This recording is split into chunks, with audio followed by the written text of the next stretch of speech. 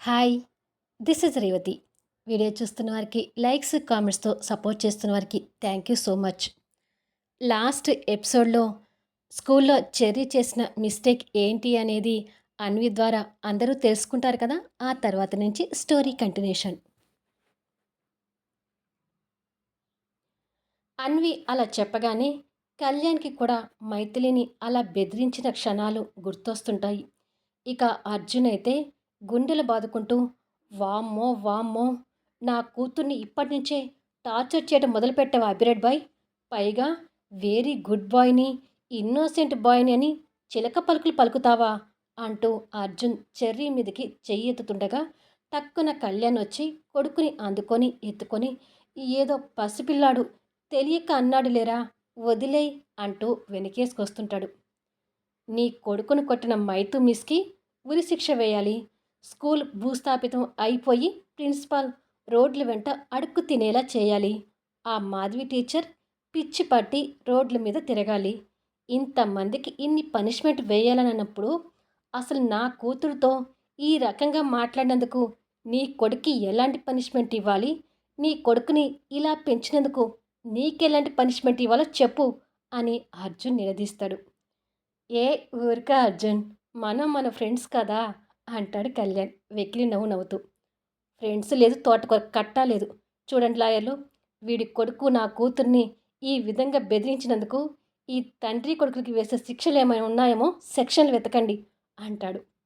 అలాగే సార్, వెతుకుతాం అంటూ లాయర్లు మళ్ళీ పేపర్లు తిప్పడం మొదలు పెడతారు. లాయర్లు, మా అర్జున్ గాడు అలాగే అంటాడు. మీరు సెక్షన్లు శిక్షలు వెతకడం ఆపి ఇక మీరు వెళ్ళిపోండి అంటాడు కళ్యాణ్ చేరిని ఎత్తుకొని ఉండి. లాయర్లు అర్జున్ వైపు చూస్తారు.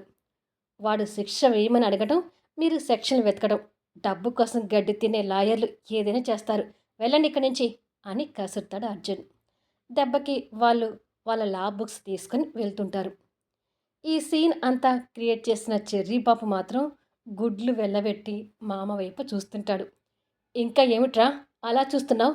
ఆ గుడ్లు పీకేస్తాను అంటూ అర్జున్ చెర్రీ దగ్గరికి రాబోతుంటే చెర్రీని ఎత్తుకొని ఉన్న కళ్యాణ్ అర్జున్కి అందకుండా వెనక్కి వెళ్ళి, పాపంరా, నా కొడుకు భయపడుతున్నాడు, ఇక వదిలే అని బతిమలాడుతుంటాడు. నీ కొడుకుని అదుపులో పెట్టుకోకపోతే నీకంటే ఎక్కువ తయారవుతాడు కళ్యాణ్ అని.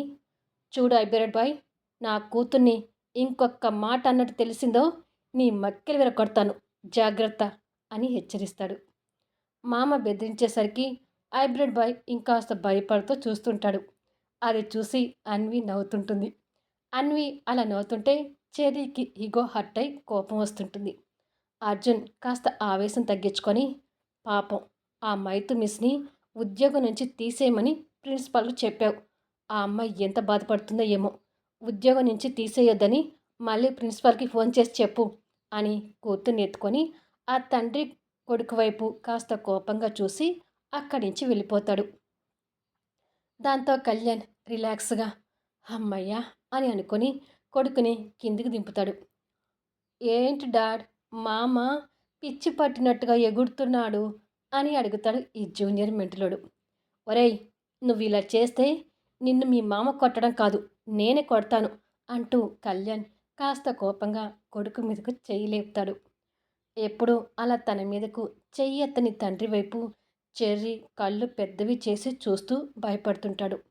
మరుక్షణమే కొడుకుని అలా చూసి తట్టుకోలేక కోపాన్ని కంట్రోల్ చేసుకొని కొడుకుని దగ్గరికి తీసుకుంటాడు. ఏంటి చెర్రీ బాబు, నువ్వు అలా అనటం తప్పు కదా అంటుంది రాములమ్మ. రాములమ్మ, వీడితో నేను మాట్లాడుతున్నా కానీ వీడికి ఒక గ్లాస్ పాలు తీసుకురా అని చెప్తాడు. సరే కళ్యాణ్ బాబు, ఇప్పుడే తీసుకొస్తాను అంటూ రాములమ్మ అక్కడి నుంచి వెళ్తుంది.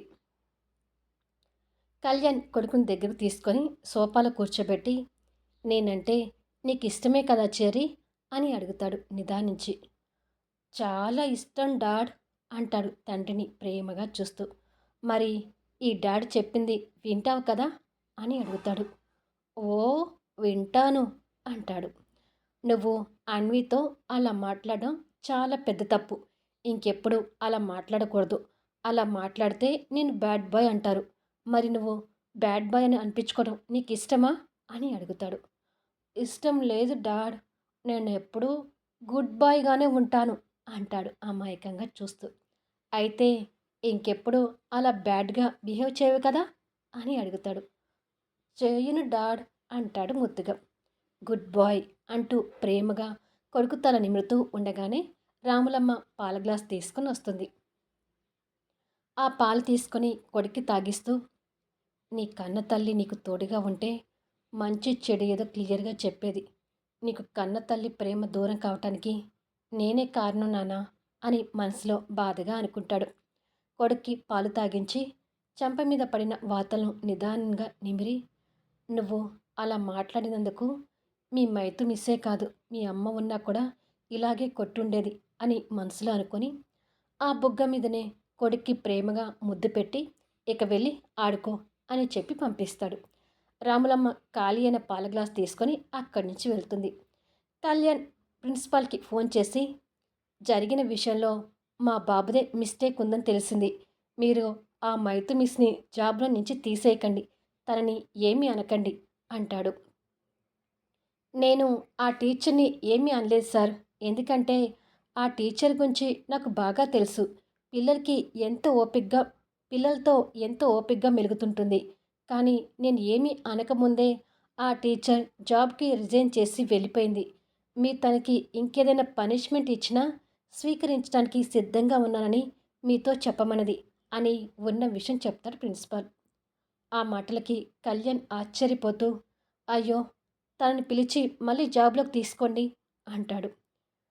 రిజైన్ చెయ్యొద్దని నేను తనకు ఎంతగానో రిక్వెస్ట్ చేశాను సార్.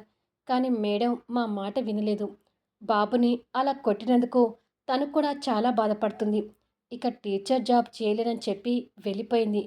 నేను మళ్ళీ పిలిచినా కూడా తను రాదు సార్ అని చెప్తాడు ప్రిన్సిపాల్. ఆ మైత్ మిస్ అడ్రస్ డీటెయిల్స్ మీ దగ్గర ఉంటాయి కదా, ఒకసారి తన అడ్రస్ నాకు షేర్ చేయండి అంటాడు కళ్యాణ్. ఓకే సార్, వెంటనే పంపిస్తాను అని చెప్తాడు ప్రిన్సిపాల్. కళ్యాణ్ ఫోన్ పెట్టేసి మైథిలి గురించి ప్రిన్సిపాల్ చెప్పింది విని ఆలోచిస్తూ, ఒకసారి డ్రైవర్ని ఉద్యోగం నుంచి తీసేసినప్పుడు మధ్యతరగతి కుటుంబంలో సడన్గా ఉద్యోగాలు పోతే ఆ బాధ ఎలా ఉంటుందో మైథిలి మాటలో వినడం గుర్తొస్తుంటుంది.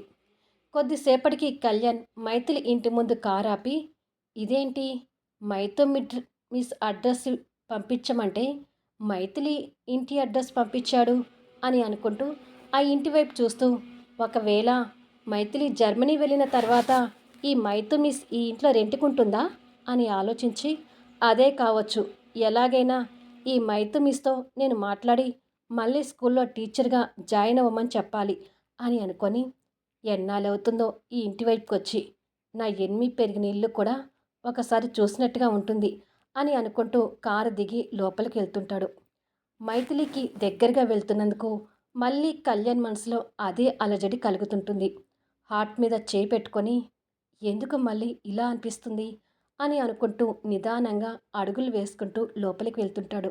లోపల మైథిలి బన్ను చిన్నుతో పాటు మరో కొంతమంది పిల్లలతో కూర్చొని ట్యూషన్ చెప్తుంటుంది.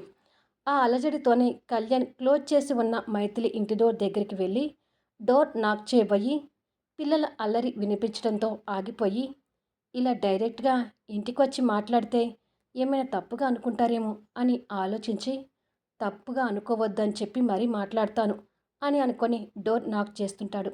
కానీ లోపల పిల్లలు అల్లరితో డోర్ సౌండ్ మైథిలికి వినిపించడం లేదు. ఈ మైతు మిస్ డోర్ తీయడం లేదేంటి అని అనుకుంటూనే మళ్ళీ ప్రయత్నిస్తూ, లోపల అంత పిల్లల గోలగా ఉంది కదా, వినపడటం లేదేమో అని అనుకొని అటు ఇటు చూసేసరికి పక్కన విండో ఓపెన్ చేసి ఉన్నట్టుగా కనిపిస్తుంటుంది. విండో దగ్గరికి వెళ్ళి పిలుస్తాను అని అనుకొని అలజడికి గురవుతున్న హృదయంతోనే విండో దగ్గరికి వెళ్తాడు. ఇంకా భారంగా అనిపిస్తున్న హృదయాన్ని పట్టుకుంటూ నెమ్మదిగా డోర్ ఓపెన్ చేసి లోపలికి చూస్తాడు. మామూలుగానే లోపలికి చూసేసరికి తన ఎనిమి పిల్లలకి పాఠాలు చెప్తూ కనిపించడం కంట్లో పడుతుంది. అమ్మయ్య, కళ్యాణ్ ఎనిమిని చూశాడు. ఇక ఇక్కడి నుంచి స్టోరీ ఎలా ఉంటుంది అనేది వెయిట్ చేయండి. మరి ఈ వీడియో ఎలా ఉంది అనేది కామెంట్స్లో తెలియచేయండి. అలాగే లైక్స్ ఇచ్చి సపోర్ట్ చేయండి.